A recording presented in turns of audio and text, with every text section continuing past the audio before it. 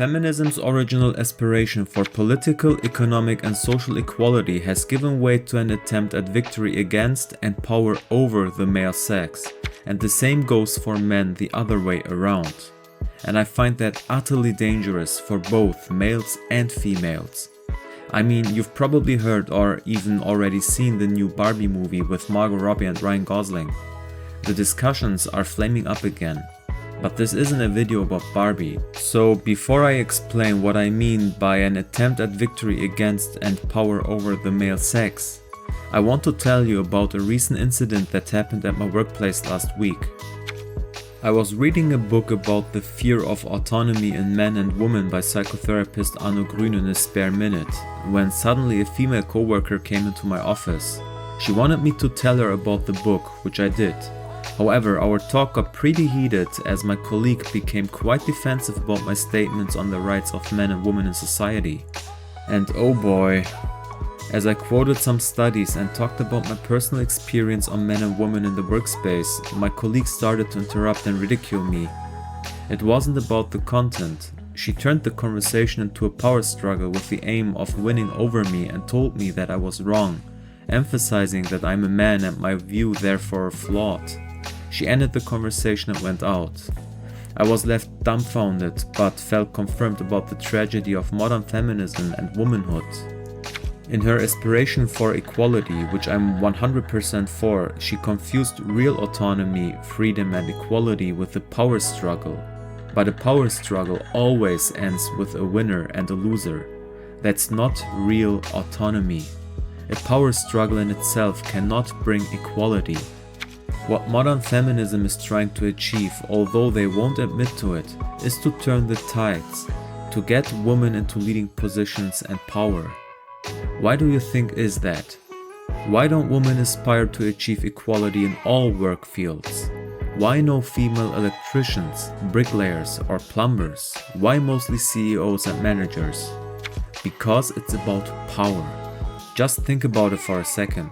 By feminizing men, criticizing male traits and demanding control in society, women accept their roles as victims and justify their overly masculine demand for power. And don't get me wrong, women have suffered a lot.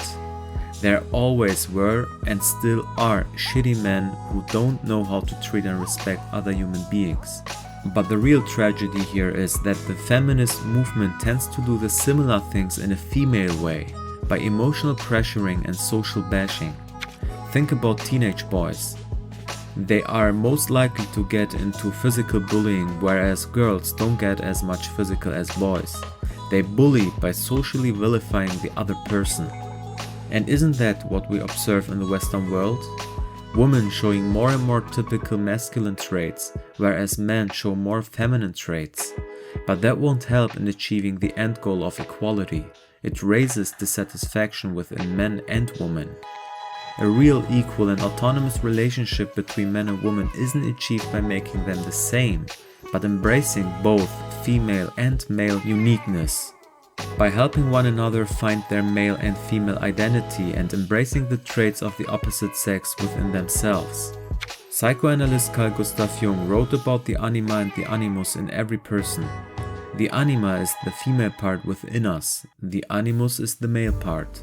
And by wanting to triumph over the opposite sex, we suppress an important and existential part within ourselves. That means for men to not ridicule the feminine emotionality. Emotions are part of us humans. Men can't and shouldn't try to be stoic all the time. To ridicule women for their emotions means nothing less than fighting off one's own emotionality, which is too scary to be felt.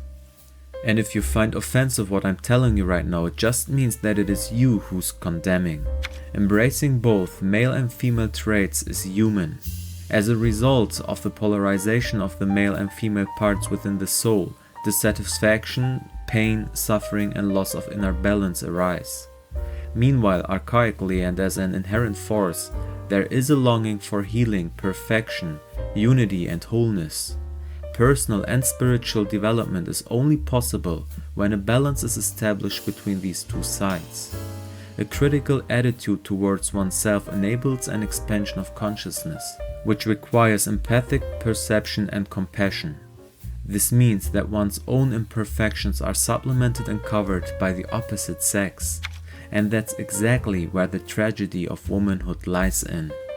Young women are told that they don't need a man, that they can achieve anything without the help of men, and that's nonsense. Men have their qualities just as women have theirs, but in modern media those qualities are dismissed as differences that need to be eradicated. And the same goes for men with their red pill and alpha stuff. How about the human pill? You know, I work in a female-dominated work field. Only 33% of the psychotherapists in my country are male, tending further downwards. Male viewpoints are precious because we are looking at things differently and are perceived differently by the clients. But the same goes for women with their own unique way of looking at things. To bring it all together, differences are not shortcomings or weaknesses, but unique qualities. Don't let yourself get fooled by the masses.